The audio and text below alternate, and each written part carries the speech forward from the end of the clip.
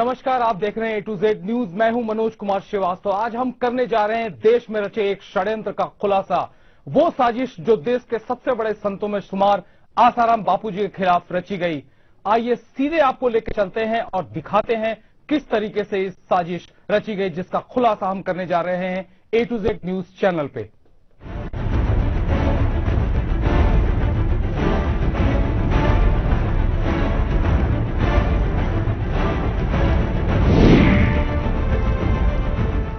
आखिर हम पूरा दिखाने आपको जा रहे हैं जिस तरीके से एक साजिश के तहत आसाराम बापू की कई तरह की ऐसी बातें जो एक शख्स उनके साथ लगातार रहता था और उसके बाद उसने काफी चीजें जो है वो बापू के खिलाफ उसने बताई। और जो राजू लंबू नाम का आदमी है जो उनका ट्रस्टी था और तकरीबन 20 से 25 साल वहां रहा, और उसके बाद उसने कई ऐसी सारी चीजें बताई और एक बहुत बड़ी साजिश रची। इस बीच हम राजू लंबू में जो राज उगलवाने वाले शख्स लंबू ने सावधान रहने की हिदायत दी थी, जो एक स्टिंग ऑपरेशन किया गया जिसके तहत जो राजू लंबू नाम का शख्स है जिसने ये सारा कुछ, ये जो सारा प्रोपेगेंडा रचा और जिस तरीके से बैड और नेगेटिव पब्लिसिटी मीडिया में रची, उस बारे में जब उससे पूछा गया और एक स्टिंग ऑपरेशन के जरिए वो सारी चीजें उनसे निकालने की कोशिश गई तो उसको हिदायत दी गई। और राजू लंबू ने खुद ये कहा, जिन लोगों ने उनके पास आए थे और जो लोग उनसे बात कर रहे थे और ये निकालना चाहते थे कि आखिर ऐसा क्या है जिसकी वजह से वो बापू को बदनाम कर रहा है,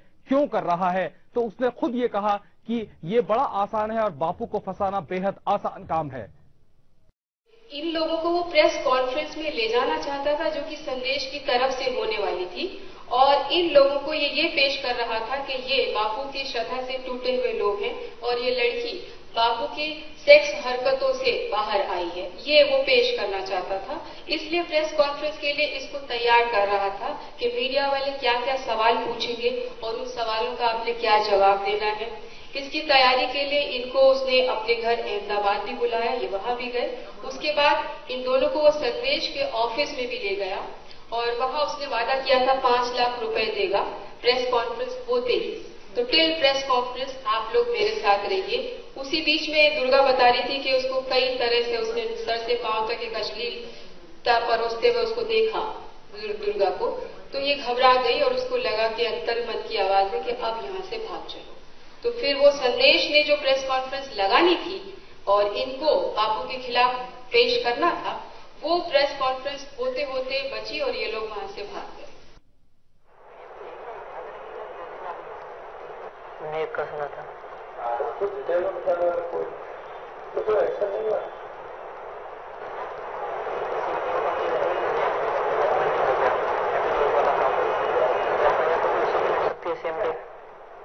या उसके लिए फिर टाइम चाहिएगा।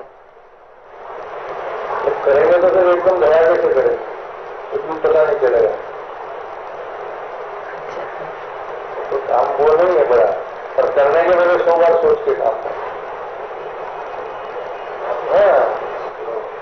पूर्ण तैयारी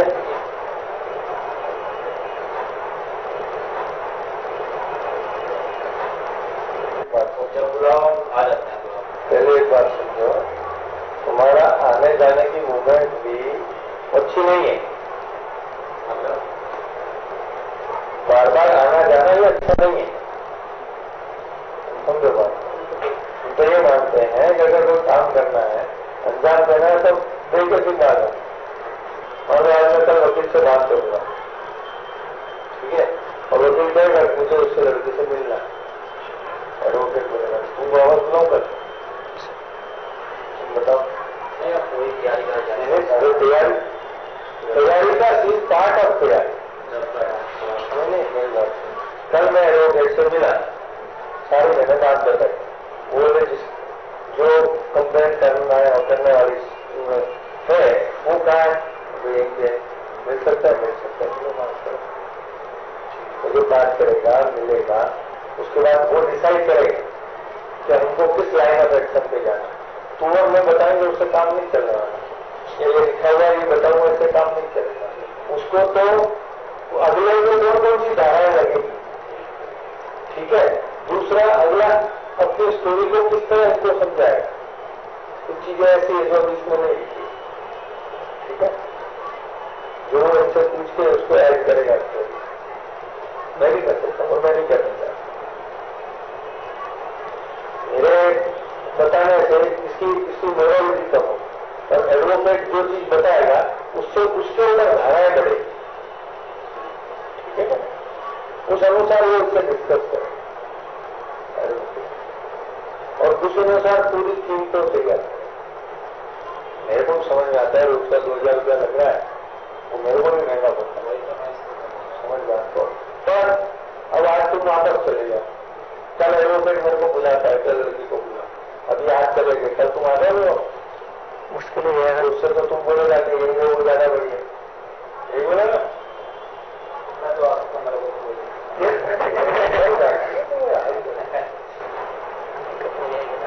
आज गए कल वापस चले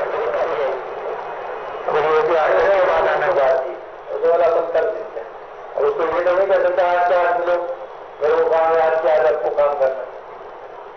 पहले मेरा लाइन ऑफ एक्शन था, अपन चलते हैं अहमदाबाद में, तो मेरा वकील है जो परिचित, जो मेरे लाइन ऑफ एक्शन में, जिसके ऊपर मेरे को पूरा भरोसा है, सब कुछ है, उससे मैंने बात कर दी। उसने बोला तुम आ जाओ अहमदाबाद। ठीक है, मैं अहमदाबाद आ जाता हूँ, तुमसे बात की, तुम ठीक है चलते हैं। वहां तो मेरे कुछ नहीं, वहां तो मैं सीधा घर मेरे बात करूँ।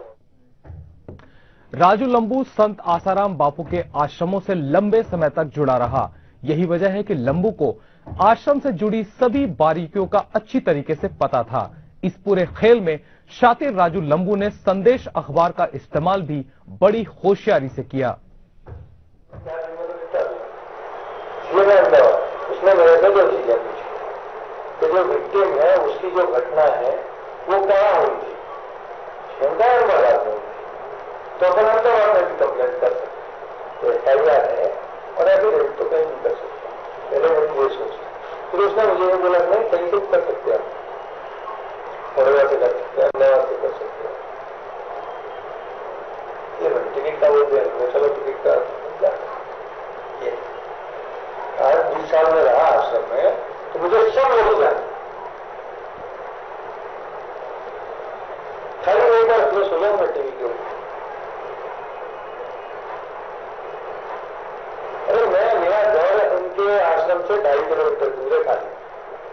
उसके बाद मुझे तुमको समझना, उसने मेरे को सारी दी और जहाँ एफआईआर में मेरा नाम, तुम दोनों को लेके मैं जाऊंगा अहमदाबाद में, एक्स्ट्रा जेट लेके जाऊंगा, वहां मेरे परिवार में, उस परिवार में मेरा तुम्हारे घर मेरा भी नाम मिलेगा। तो इन दोनों को लाने वाला ये राजू भाई था, वो था उसको, वो तांत्रिक बाबे को, उसको लेके हम गए थे संदेश वाले के पास।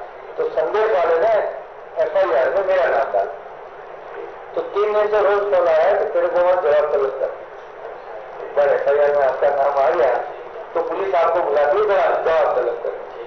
तो ये बात आपने जो आप लेके आए थे, क्या लेके आए थे, आपने उनको ले गए थे, फिर ये हुआ था जो हुआ था। अब इनको कब से जानते हो? मेरा मैं तो जानता नहीं, ये आया था मेरे पास, कब से जानता, उसके पता नहीं जाता, तो जवाब तलब हो गया। अभी तुम्हारे वाले जैसे भी नाम तो मेरा है, क्यों? मैं उनको वहां जाने नहीं भेजता, गारंटी नहीं,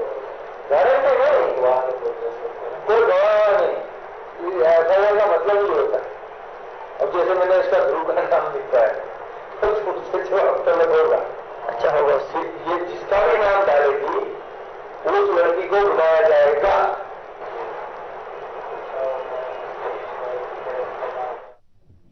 इस पूरी साजिश में राजू लंबू अकेला नहीं है। उसने इस बीच अपने दूसरे साथियों के नाम भी बताए। उसके साथ साजिश करने वालों में दिनेश, शेखर और कौशिक भी शामिल हैं।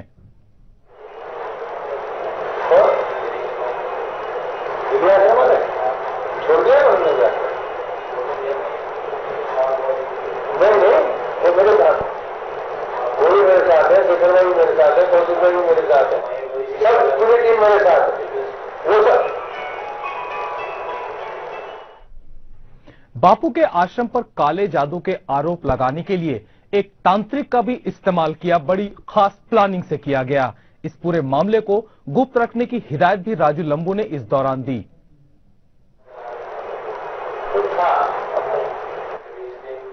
अभी जो है, अभी की जो स्थिति है, मैं तुमको मैं भी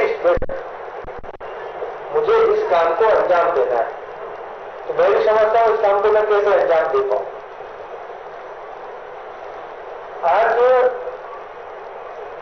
आसाराम के ऊपर संदेश ने टाइट कर रखा है मामला, ये सब बात